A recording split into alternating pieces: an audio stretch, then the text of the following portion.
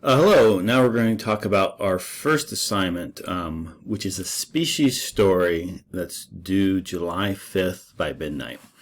This is worth 150 points, or 15% of your overall grade.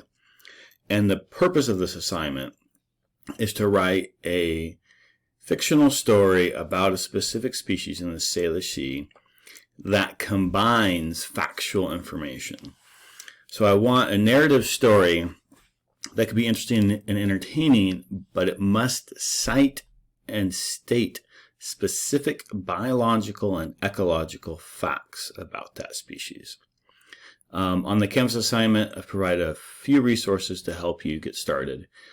In general, I know students can struggle a bit to get started on this one because I'm asking you to do something really concrete to specifically cite facts, but do so in a non-book report fashion. So I'm not looking for a typical species report that you would see, all about the species with headers like habitat, ecology, biology, reproduction. But what I want is something that either puts people in the story. Some people have stories about a mother and a child walking on the beach and observing an organism and then talking about it.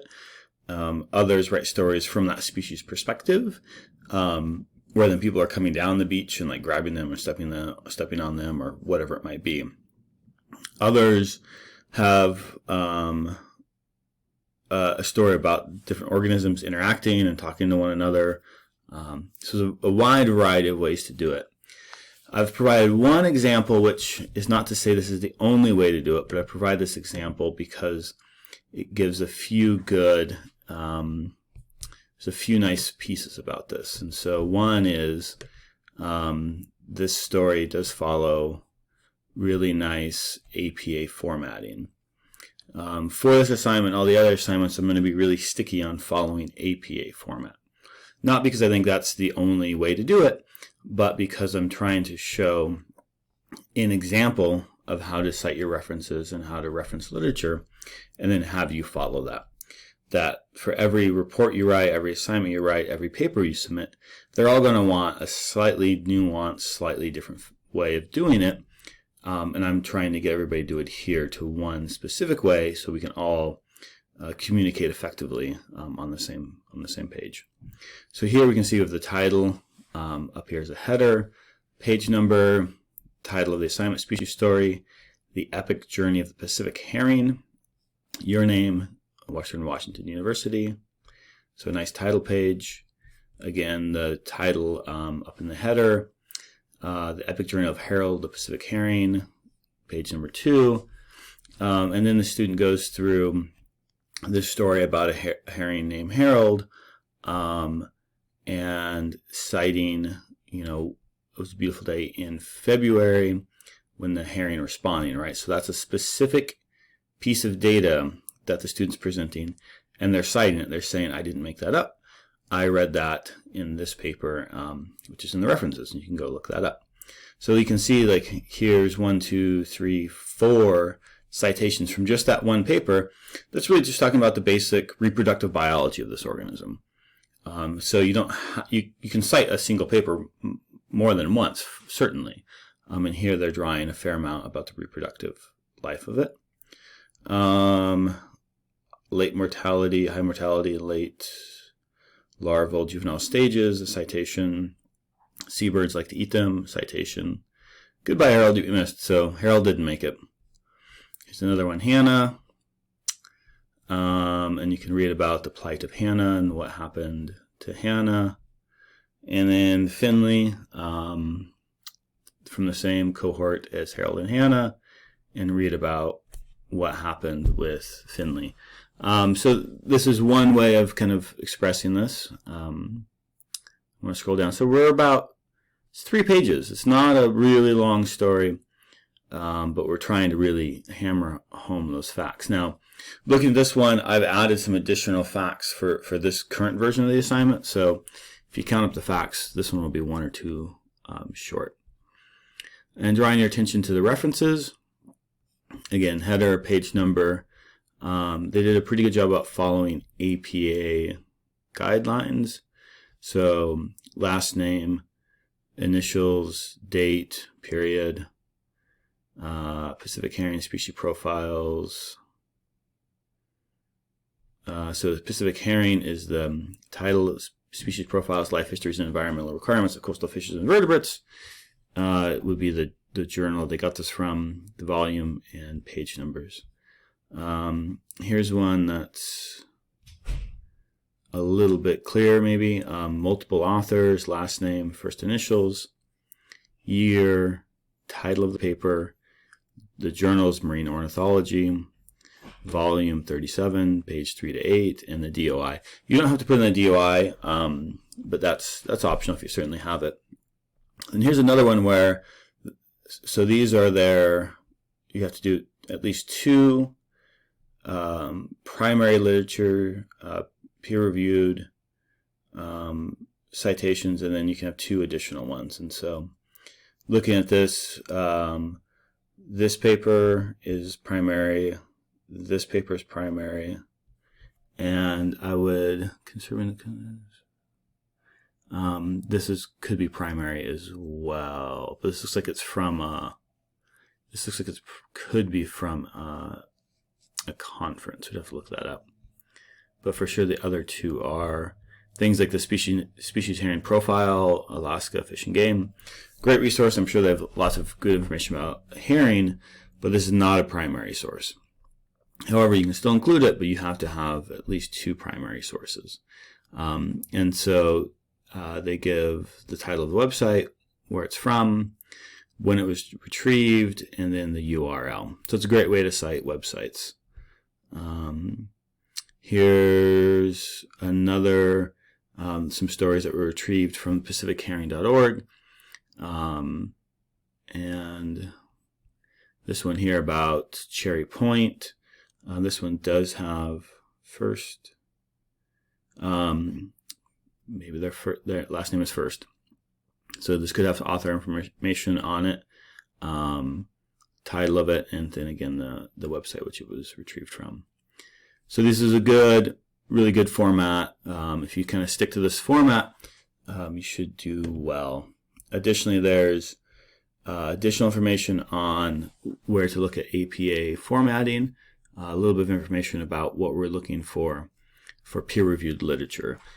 So again, at least 2 must be primary or peer-reviewed, and then 2 can be from non-primary sources. Now, I often get questions around an agency report. If you find something from Fish and Game or Department of Natural Resources about herring, is that considered primary literature? Those are great, valuable sources of information, but those are typically considered non-primary. That's called gray literature or white papers. They're not peer-reviewed. So for sure include them, find out that document number and cite it correctly, but that doesn't count as one of your 2 primary sources. Often I like to use Google Scholar to search the primary literature. And then from there, depending on if you can easily access the PDF, then I'll switch over to Western Library. I've assigned everybody species already to get you started. This doesn't mean that you're stuck with these. You can trade. And I have a few species here that are unassigned. So Adam, if you don't like Madrona/arbutus, which happens to be my favorite tree, so I'd suggest you work on it. But if you happen to not like it, you can jump down here and grab Fucus. You can grab rockweed. So let's say our species is Fucus, and we want to learn more about it. I would start with a scientific name. Come back here. Typically, I start with Google Scholar. And then we can find herbivore grazing rates, polyphyletic defenses, and the intertidal brown alga. So this is cool. It tells you about defenses they can use against grazing. You could think about how you could incorporate that into a story if you have a limpet coming to eat it or something of the sort. Here, it does show a PDF available at JSTOR. Let's take a look. I accept. It's great. We have it here. Catherine Van Alstyne, who's actually, and then all the citation information here. We've got one primary source right away, the first hit. Let's look for one that might not. So there's some PDFs on ResearchGate, which you might have to sign up for, but it's often worth it. We can try to look at this autoecology paper here.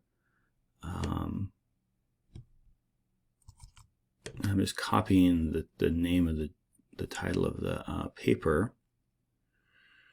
And here it wants us to buy it, which we don't want to do. So we can look for the autoecology of Fucus discus in Nova Scotia, Canada. Let's see. So we come over to the Western Library, copy in the name of our article.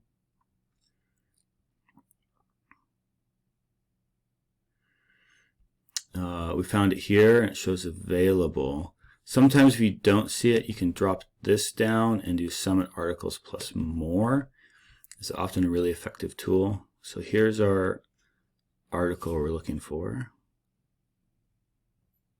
It says available. Also going to sign in. I am a Western.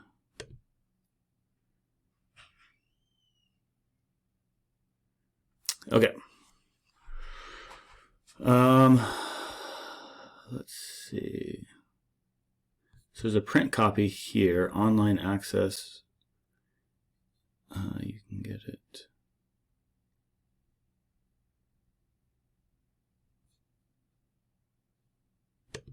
Let's see what this does. That still makes us buy it. So there's a print copy available, so you might have to physically go to the library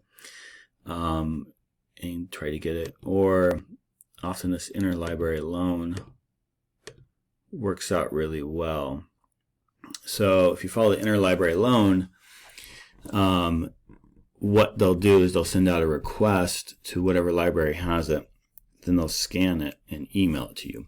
I've made these requests and actually gotten the PDF back in the same day, and so it's a really good way to get access to an article that we don't have access to otherwise. So here I'll go ahead and submit this request. It's in process, and it might show up here in the next little bit. So to recap, we went from a Google Scholar, just type in species name, finding some information. Some of it's available. This author is in Washington. This paper was written in Washington. Let's see where their study site was. So let's scroll down.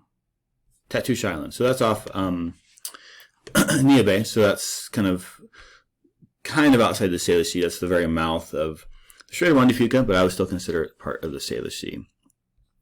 Now, one common issue is, I found a bunch of information about my species, but it's from Nova Scotia, not from the Salish Sea. We really do want you to try to find examples from the Salish Sea, but often the biology and ecology of the species is the same in other areas. And so if you find information about your species from outside the Salish Sea, it's fair to assume that those ecological principles are the same, and you can relate it to the Salish Sea. But I encourage you to add in some additional search terms. Here we got British Columbia, Washington, Pacific Northwest. You could type in Salish Sea, but that's a relatively new term, and so it might not return any additional information. So we can try our species in British Columbia. So here's some kind of a methods paper about DNA extraction and nitrogen uptake from our species in British Columbia. Arsenic from British Columbia, that's really interesting. Log storage. So just giving that gives us a little bit more. So monitoring rainwater seawater reveals presence of one eye in southwest central British Columbia following Fukushima. Oh wow, look at that. So impact measurement of Fukushima-based radiation in British Columbia seaweed. That's cool. Let's take a look at that.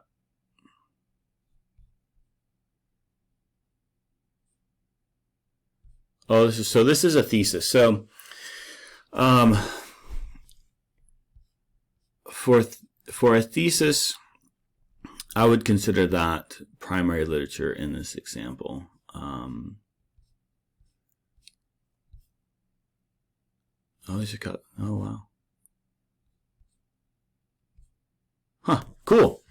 So, iodine 131. So there's a ton of information that we just found by adding in British Columbia to our search. You could do the same thing with Washington, Puget Sound, Georgia Strait.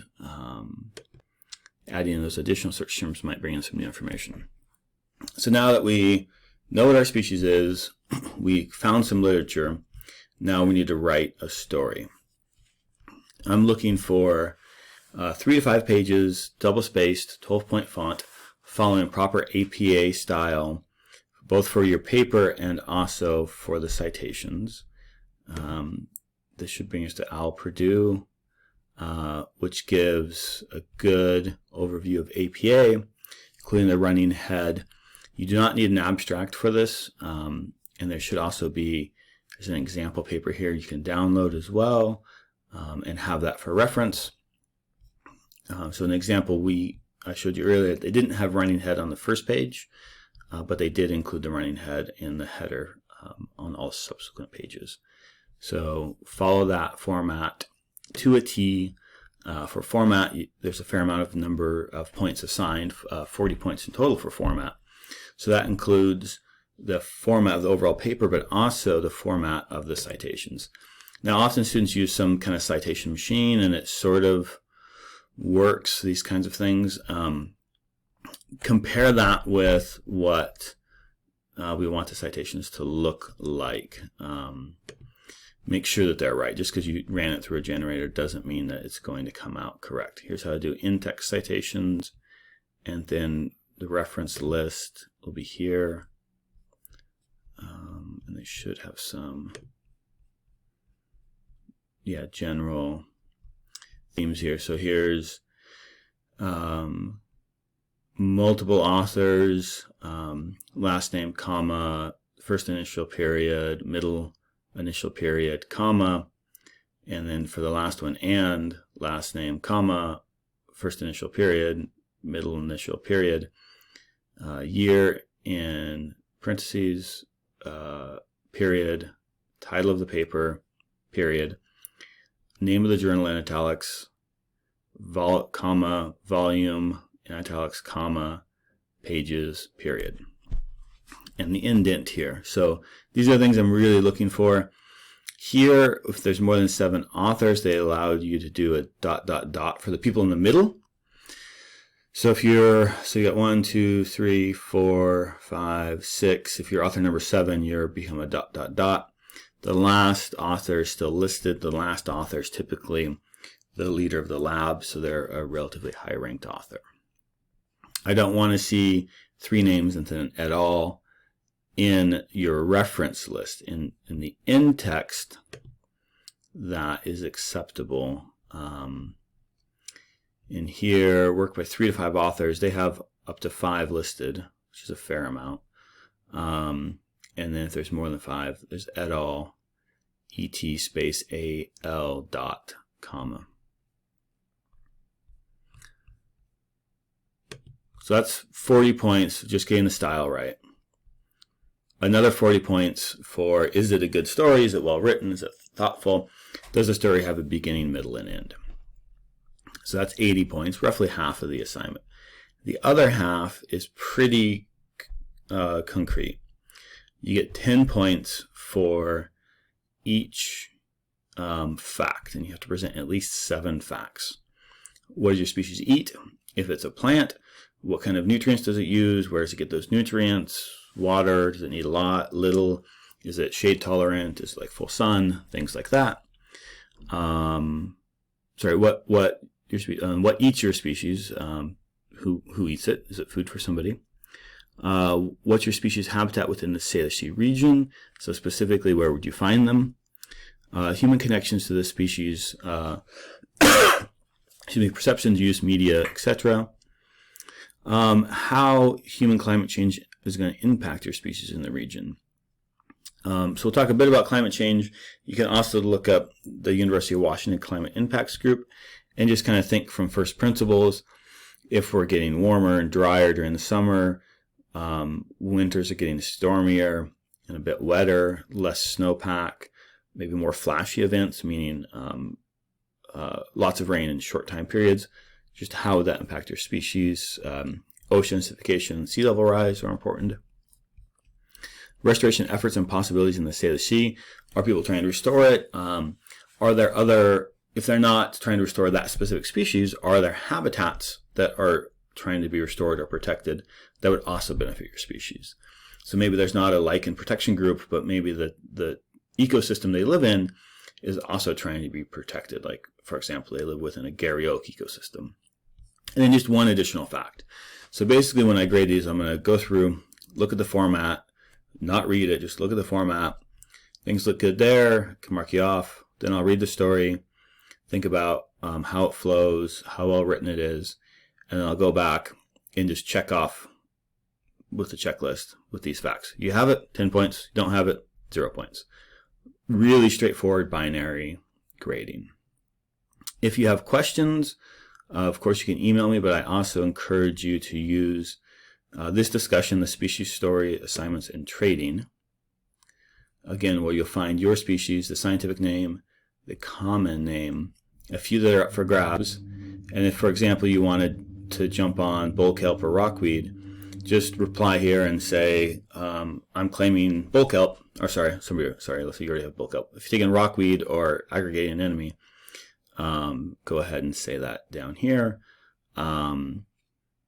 That way I know those species are taken, then yours is available. If you want to trade, if you want to ask questions, here's the space to do it. Again, any questions, email me or set up an appointment on Wednesdays between 11 and 2 p.m. Thank you.